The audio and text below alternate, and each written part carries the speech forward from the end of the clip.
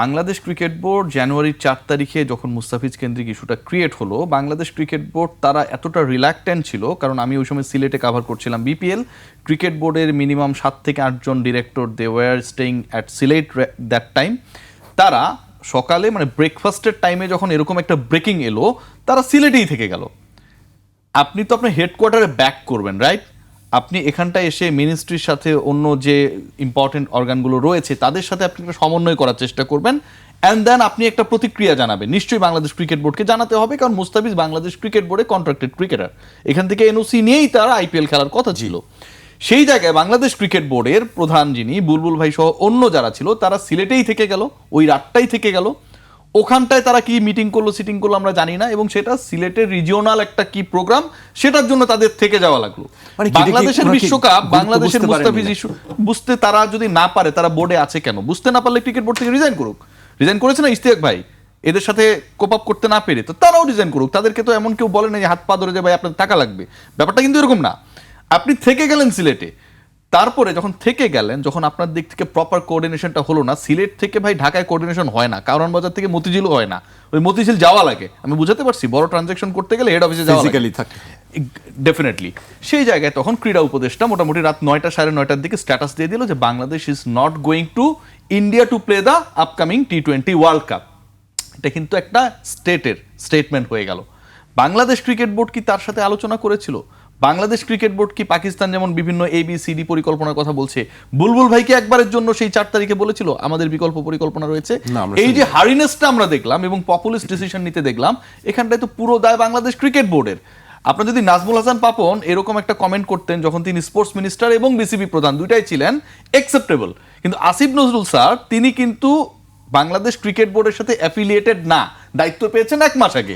So Bangladesh cricket বোর্ডের দায়িত্বটা তো হচ্ছে ফার্স্ট অ্যান্ড ফরমোস্ট তার সাথে আগে কোঅর্ডিনেট করা, এবং এটার ব্যাপারে স্টেটমেন্টটা কি হতে পারে, কনসিকুয়েন্স কি হতে পারে, না বললে সেটাই যে না হয়ে যাবে, হাঁ করতে গেলে আপনি কতটা ডিফিকাল্টিসের মধ্যে পড়তে পারেন।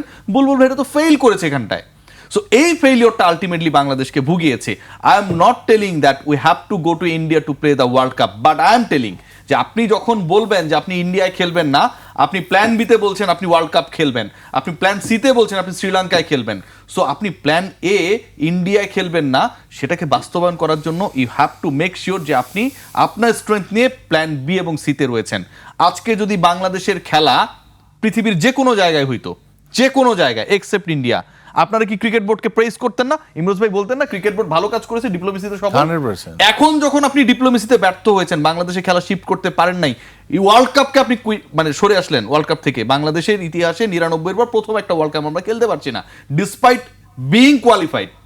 এই ব্যর্থতার দায়িত্ব বিসিবিকে নিতে হবে।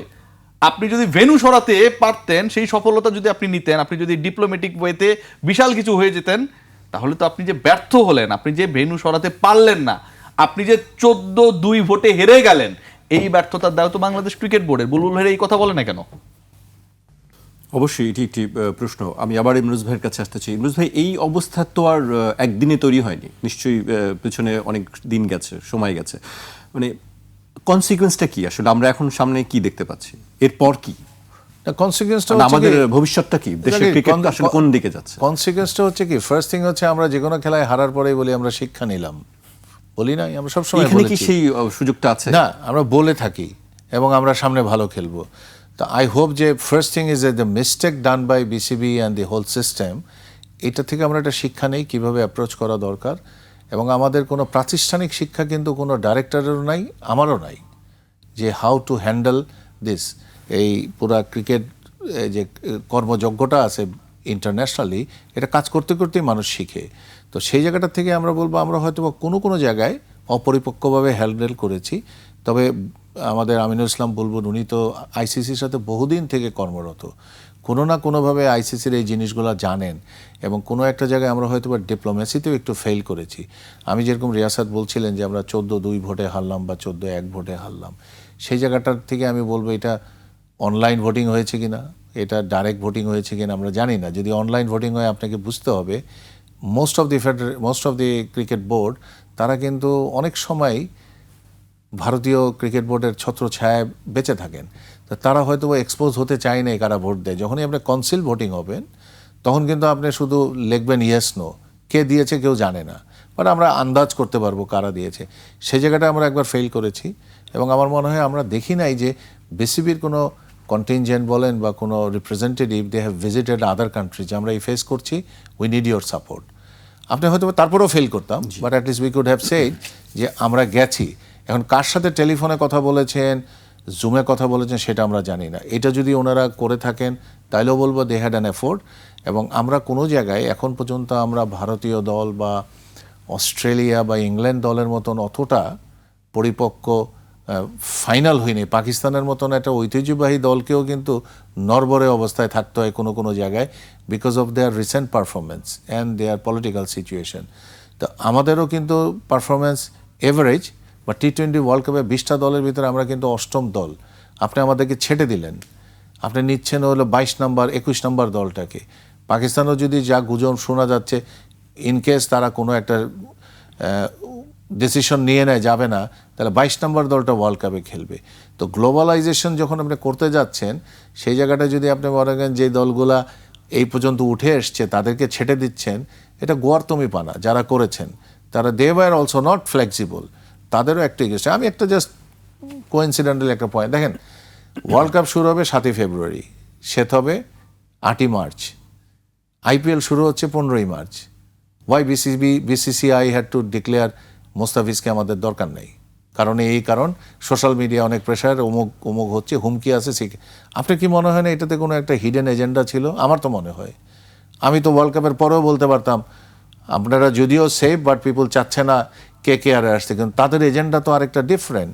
KKR মালিক 3 জন, বাট একজনের নাম বারে আসতেছে। পশ্চিমবঙ্গে ওইখানে ইলেকশন আছে, এইটাতেও কোনো ইনফ্লুয়েন্স, তাদের অনেক নিজস্ব অ্যারেঞ্জমেন্ট আছে, সেটাতে হয়তো বা প্রপটা ছিল আমাদের মোস্তাফিজ। এই জন্য রিয়াসাত যেটা বললো যে এই ঘটনাটা যখন শুনলেন, আপনার তো এটা বিবেচনায় নিয়ে কিভাবে রিয়্যাক্ট করবেন সেটা করা উচিত ছিল। সেই কারণে ডাইরেক্ট কথা বলতে পারতেন, আর অনেক কিছু বলতে পারেন, বাট যেটা রিজিড হয়ে গেলাম, দেয়ার ইজ নো ফ্লেক্সিবিলিটি, ওই জায়গায় এসে তো আর কোনো there was no point to return. ওখানে আমাদের একটাই অপশন, আমাদেরকে খেলতে গেলে শ্রীলঙ্কায় দিবেন। আমি রিয়াসাতের মতন অ্যাগ্রি করি। আমি নিজে যেতে চাই না ইন্ডিয়াতে, আমি খেলতেও চাই না।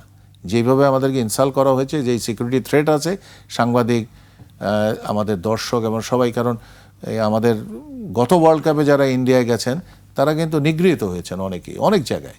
সবাই হয়েছেন তেমনটা বলবো না, বাট অনেক জায়গায় হয়েছেন। সেরকম পরিস্থিতি আমরা ফেস করতে চাই না, সেটাও তো আমাদের থ্রেট। ধরেন আরেকটা উদাহরণ যদি দেই, বাংলাদেশ থেকে তো এখন ইন্ডিয়া ডিক্লেয়ার করেছে this is without family station for the diplomats, but American family তো এখানে আছে, ব্রিটিশ ফ্যামিলি এখানে আছে। তার মানে we are not under threat, it is their assessment যে আমাদের লোকজন নিরাপদ না, সো এটা নন ফ্যামিলি স্টেশন হিসাবে ডিক্লেয়ার করে, সম্ভবত খবরের অনুযায়ী তারা ফ্যামিলি নিয়ে চলে যাচ্ছে। ভারতীয় দূতাবাসের অনেকেই ফ্যামিলি রাখছেন না, নন ফ্যামিলি স্টেশন ডিক্লেয়ার। বাট অন্যান্য যে এমবেসিগুলো আছেন, যারা দূতাবাসগুলো আছেন, তারা তো ডিক্লেয়ার করে নাই, বাট তারা মাঝে মাঝে দেয় আপনারা একটু সতর্ক থাকুন, ট্রাভেল করলে বাংলাদেশ ইজ ইন ক্রাইসিস দেয়। আমরা তো অনিরাপদ না। তার মানে হচ্ছে এই নিরাপদের বিষয়টা, এটা exclusively the country that is going to visit your country, তাদের অ্যাসেসমেন্ট। যেই অ্যাসেসমেন্টে আপনি ভারতকে সুযোগটা দিয়েছেন দুবাইতে খেলার জন্য এক্সক্লুসিভ, ওইখানে আর কারোরই কোনো স্টেশন নাই, সবাইকে ট্রাভেল করতে হয়েছে। সে বসে একই হোটেল, একই খাওয়া, একই জায়গায়, একই মাঠে খেলে চ্যাম্পিয়ন্স ট্রফি নিয়ে চলে গেলেন। অন্যদেরকে আপনি এই প্রিভিলেজটা দিচ্ছেন না। এবং ওই সময় একটা রেজলিউশন নেওয়া হয়েছে, ওয়েদার আই ডোন্ট নো, আমি তো I have not seen the documents. সেখানে বলা হয়েছিল যে সরকার যদি বলে যে নিরাপদের আস্থা আমরা পাচ্ছি না, the team may not go, এবং এটার জন্য তার পয়েন্টও কাটা হবে না, তার কোনো ক্ষতিগ্রস্তও হবে না। এটা কিন্তু ভারতের জন্য করা হয়েছিল। এখন যখন বাংলাদেশ চেল, তখন আপনি কি ওই রেজলিউশনটাকে রিভাইভ করেছেন, নাকি নতুন করে ডিসিশন নিলেন? তখন আপনি বোর্ড মিটিং ডেকে বললেন ভোট দেন, এর আগে না আসলে বের করে দিব। তা আগেরটা আপনি কি করলেন? তার মানে you apply rule of convenient for you. তো ক্রিকেটিং ওয়ার্ল্ডে আমরা যদিও এখন পর্যন্ত ক্রিকেটিং ওয়ার্ল্ডে 8, 9, 10-এর ভিতরেই আছি, আমরা একটা বিগ স্টেক হোল্ডার। আমাদের দেশেও কিন্তু 20 কোটি লোক খেলা দেখেন, খেলা বুঝেন, এবং সেই জায়গার থেকে আমাদেরকে যদি আপনি মূল্যায়ন করেন আরও একটা খুবই ক্ষুদ্র এবং ছোট দল যেটা এখন ট্রাইং টু কাম আপ, তাদের মতন করে, এবং ইগনোর করেন, তাহলে আপনার ফিলোসফিতে ভুল আছে, আপনার ভিশন মিশনে ভুল আছে আইসিসির। তাই যদি হয়ে থাকে, আমি মনে করি আমরা বঞ্চিত হয়েছি, এবং এই বঞ্চিত হওয়ার জন্য দায়ভার কিন্তু যারা করেছেন শুরু, তাদেরকে নিতে হবে। আমাদের কিছুটা দায়ভার আছে, আমরা এটাকে নমনীয় পর্যায়ে আনতে পারতাম কিনা সেই ব্যাপারে হয়তোবা আমাদের পূর্ববর্তী সব আচরণ থেকে আমাদের acceptance of all burden on আস, আমরা যা বলেছে তাই মেনে নিয়েছি সব সময়, ওইরকম পরিস্থিতিতে যারা এটা তৈরি করেছেন তারা হয়তো ধরেই নিয়েছেন বাংলাদেশকে যা বলবো তাই শুনবে, এরকম রিয়াক্ট করবে, they were also not ready. But only difference is আজকে পর্যন্ত ওদের কোনো সরকারি কারো কাছ থেকে কিন্তু কোনো রকমের বক্তব্য আমরা পাইনি।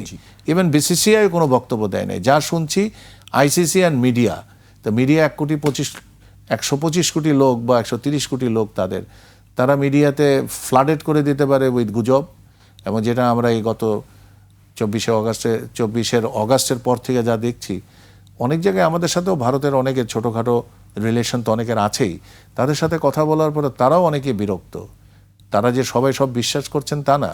তো সেই জায়গা থেকে আমরা বলবো আমরা ডিপ্লোমেসিতে একটু হেরেছি, বাট একটা জায়গায় আমাদের ডিপ্লোমেসি এখনও স্ট্রং, সামবডি সাপোর্টিং পাকিস্তান। কিন্তু পাকিস্তানের সাথে আর কয়জন আছে আমরা তো জানি না।